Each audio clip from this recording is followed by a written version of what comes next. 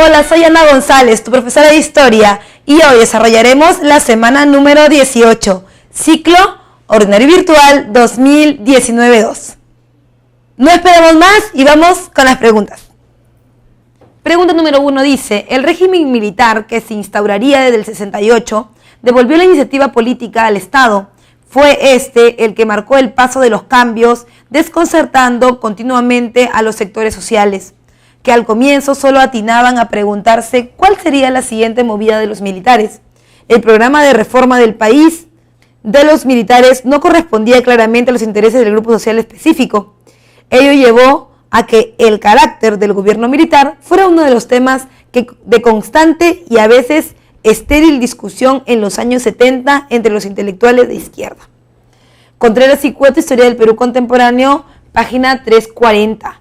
Mira, claramente esta pregunta está dentro del contexto del gobierno militar que se inicia con Juan Velasco Alvarado, o también conocido como el gobierno de las Fuerzas Armadas, que en una primera etapa tiene a Juan Velasco Alvarado y en una segunda etapa a Francisco Morales Bermúdez, ¿ok?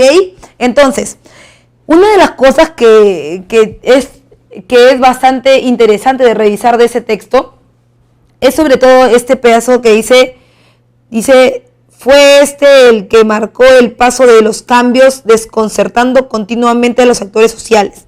Si bien es cierto, Velasco Alvarado entró a hacer una reforma de cambios, que es el famoso Plan Inca, esos cambios nadie pensó que iban a ser tan bruscos, sobre todo en tantas aristas, ¿no? Porque cuando nosotros hablamos del gobierno de Velasco siempre pensamos directamente en la reforma agraria, pero en realidad no solamente la reforma agraria, es la reforma educativa con Salazar Bondi, por ejemplo, es la reforma económica con las expropiaciones de la IPC, de la Peruvian Corporation, o también es el aspecto social, en donde supuestamente se buscaba darle al rico una probada de su propio chocolate, ¿no? Por ejemplo, en el gobierno de Velasco Alvarado, la clase alta dirigente del Perú, de donde también emergían los militares, porque hay que darnos cuenta que el único, o uno de los pocos que no pertenecía a la gran élite limeña del ejército, era el chino Juan Velasco Alvarado. No estamos hablando de que era un gobierno en donde todos eran gente pobre. Hay que recordar que ellos son oficiales del ejército. Entonces estamos hablando de gente con mucho poder, familias con mucho poder, que se veían desconcertadas porque el gobierno de Velasco no se casaba con nadie, y en el aspecto social por supuesto que hizo grandes cambios. No así en el aspecto económico. En el aspecto económico vamos a tener que tabular ahí bien, porque el hecho de que haya expropiado los espacios no quiere decir que él haya hecho algo bueno por el Perú, porque la International Petroleum Company tuvo que recibir un pago por la empresa que estaba dejando en el Perú. Entonces eso creó una crisis económica para nosotros. Pero por el otro lado, en el lado social, el gobierno de Velasco Alvarado puso contra la pared a la pequeña oligarquía que viene en el Perú, pero por supuesto, ¿no? A las clases dominantes la puso contra la pared. Es más, en Ancón, este ejemplo me parece espectacular, porque cuando hablamos del Perú de los años 60, 60, 70, vamos a ver que la crème de la sociedad limeña se juntaba en el balneario de Ancón, que era algo así como el espacio más, digamos que más rico, ¿no? Solamente comparado con espacios como Acapulco o países de Centroamérica. Al lado de ellos, Velasco les puso una invasión. El Arenal de Ancón, el lado del malecón, era para la gente muy pudiente, con una casa de playa impresionante, y hacia el otro lado tenías una invasión, con donde llegaban las personas más pobres del país. Y bueno, la gente, entre comillas, pituca de Ancón tenía que comerse la idea de que estos para ellos inferiores, estos del otro lado del cerro, iban a estar con ellos juntos, ¿no? Entonces, esto de desconcierto de los actores sociales es real, ¿no? Y además no solamente por el lado de ellos, también por el lado de los mismos migrantes. Nadie imaginó que en algún momento Velasco los iba a poner frente a frente. Otra cosa que tampoco nadie imaginó es que la reforma agraria terminara trayendo el empoderamiento de las clases bajas, en este caso de los campesinos, en donde ellos nunca habían pensado que esto podía ser. Acuérdate nada más del problema con Atuspari, acuérdate del problema con Teodomiro Gutiérrez Cuevas Rumimaki, ¿no? Jamás se pensó que ellos podían llegar a ese nivel, ¿no? Al nivel de estar a la par con los grandes señores gamonales y hacendados. Entonces, durante el gobierno de Velasco podemos afirmar de la lectura lo siguiente. Podemos afirmar que dice que si Velasco tuvo una postura ideológica y política definida desde el inicio del régimen, no. Si bien es cierto, al hacer reformas, al principio las hace apoyado por el espacio oligárquico. Luego es claro, nadie lo va a negar, que Velasco era prosoviético. Pero al principio Velasco hace una transacción. Esto de que le hagan, digamos que se le pague a la IPC, no es para nada comunista. Es decir, Velasco al principio intentó hacer las cosas al estilo occidental. Y luego con ese capital entró al comunismo. Entonces desde el principio no hay una línea ideológica definida. Solamente está tanteando, ¿no? Luego dice, concebían mayor protagonismo al Estado en la economía, en la sociedad y la política. Bueno, estas reformas hacían que el Estado se convirtiera en el plus ultra, en el padre amado, en el padre que daba todo, en el que te organizaba la economía, que para el momento tampoco no era tan buena, el espacio político, el espacio social. Entonces el Estado era el centralizador de todas las ideas que se iban construyendo durante su gobierno. Eso sí es real, ¿no? Dice, defendían los intereses de los sectores populares desde una visión nacionalista. En realidad no era nacionalista tal y como se puede pensar, porque Velasco Alvarado, ¿no?, buscaba más bien una visión de la tercera vía, y la tercera vía no es nacional. Recuerda que la tercera vía aparece en la Guerra Fría y bien importada, ¿no? Bien importada de Egipto, bien importada de la India. Entonces, si bien es cierto, se buscan defender los intereses populares, no es una visión nacionalista, es más bien una versión de la tercera vía o los países no alineados. Por eso tu clave es la letra B, solo 2. Pregunta número 2 dice, el gobierno militar buscó implementar varias reformas sociales y económicas entre el 68 y el 75. Las mismas tuvieron un gran impacto, tanto positiva como negativamente. Una de las medidas fue, bueno, habla de las reformas sociales, ¿no?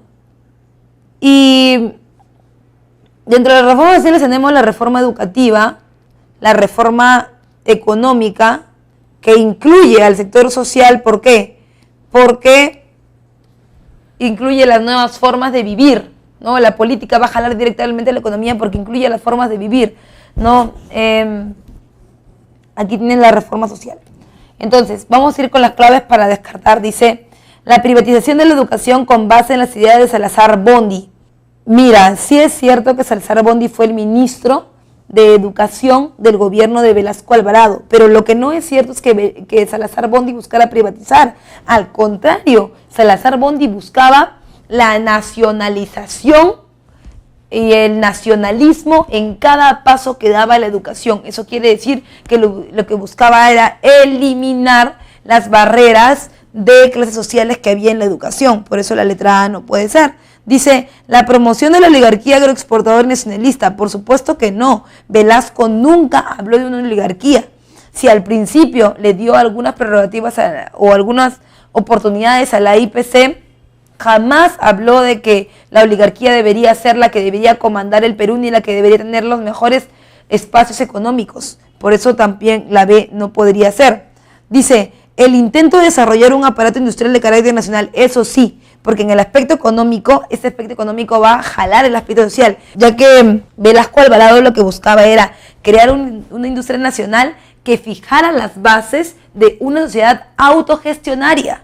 y que no dependiera de Estados Unidos, porque ya habíamos visto que cuando Estados Unidos caía en crisis económica, nosotros también lo hacíamos, y no solamente eso, sino que también podía ser un arma de doble filo, porque Estados Unidos podría volver a posicionarse en su antiguo lugar. Por lo tanto, se intentó sí hacer un aparato industrial de carácter nacional para cubrir un tipo de demanda interna, ¿no? Que sí se logró. Por eso tu clave es la letra C.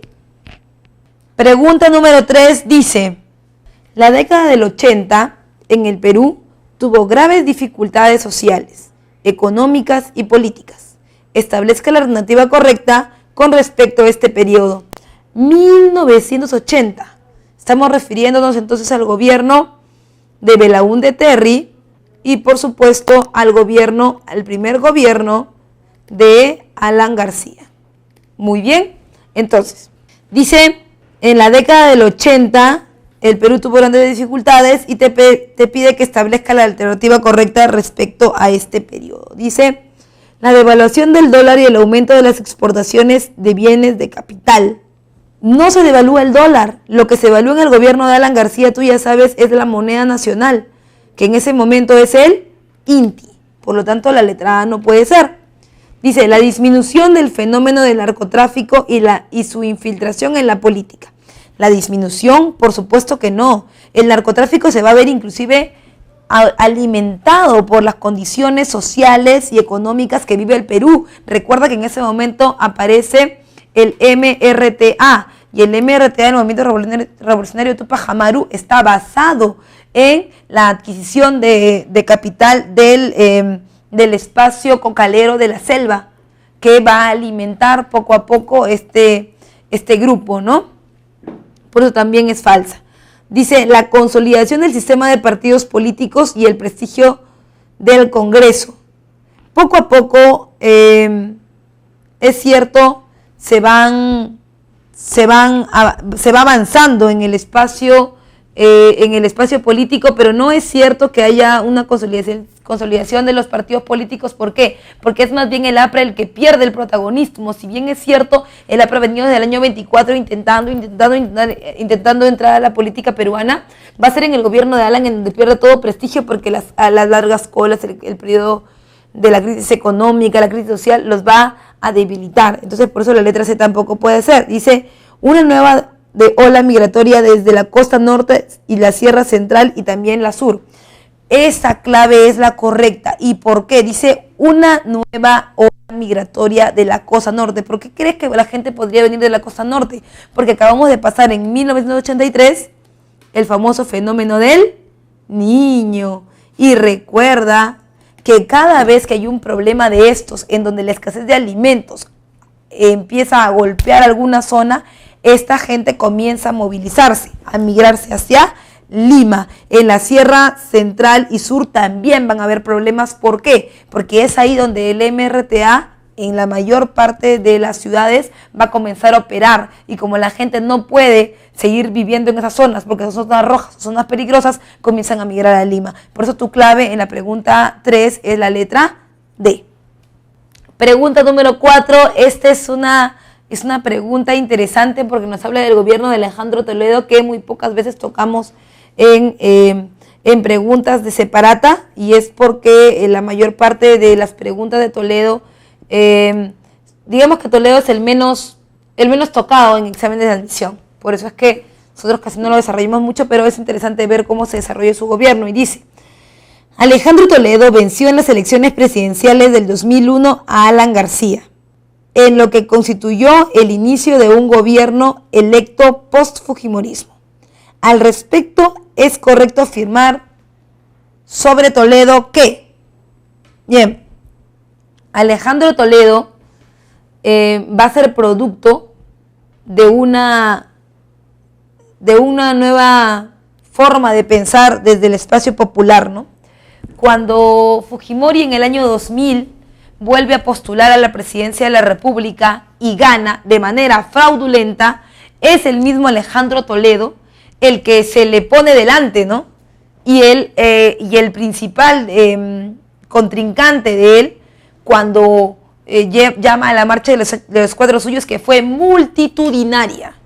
Alejandro Toledo llega después de las elecciones del año 2000 del año 2001 a la presidencia de la República, elecciones que fueron convocadas por Valentín Paniagua Corazao. Entonces Toledo llega al gobierno y lo primero que se ve en su gobierno es un gobierno que busca transformaciones, ¿no? Dice, encabeza la marcha de los 4 suyos antes de las elecciones, verdadero, te lo acabo de decir. Es más, a Alejandro Toledo se le intentó tildar de que él había creado psicosociales, había creado un movimiento de crisis social y política. ¿Por qué? Porque durante la marcha de los 4 suyos, infiltrados del gobierno de Fujimori, intentaron hacer caer su imagen al encerrar a trabajadores del Banco de la Nación en la sucursal que se encontraba entre Grau y la avenida Abancay. En esa esquina había un Banco de la Nación. Vladimiro Montesinos, con alevosía y ventaja, los encerró para quemarlos. Y se intentó decir que Toledo fue el que había perpetrado este hecho, pero en realidad fue el manotazo de abogado del gobierno Fujimori que ya se iba, ¿no? Dice, fundó y lideró el partido político Perú Posible, con el que ganó la elección. Eso es verdadero, el famoso partido de la Chacana. Acuérdate que era un partido que reivindicaba las bases del imperio del Tahuantinsuyo y que buscaba el regreso nacional a partir de... Era una cuestión bien interesante porque hablaba acerca del origen incaico del Perú, el origen del imperio del Tahuantinsuyo, pero lo combinaba también con una idea muy progre, ¿no? Una idea progresista de ya vengo del Tahuantinsuyo, soy un inca y no sé cuánto, y del Perú profundo, pero tengo que avanzar en tecnología y avanzar en economía pegado a Estados Unidos, porque él realmente creó unas bases económicas fuertes con los norteamericanos, ya que George Bush era muy amigo de él y se crearon, digamos, algunos programas que vinieron directamente de los Estados Unidos. Dice, retornó al país luego de un largo exilio en Colombia y Francia. Eso es falso. Si bien es cierto, Alejandro Toledo estuvo en algún momento en Francia porque se pidió un salvoconducto para que él pueda llegar hasta este país a, digamos, refugiarse porque estaba siendo buscado por Fujimori. No fue tampoco un largo exilio y tampoco fue en Colombia, solamente en Francia. Por eso tu clave es la letra B, 1 y 2. Bueno, tú ya sabes. Como cada semana hemos llegado al final de este capítulo. No olvides que tenemos una última cita en nuestra semana de repaso.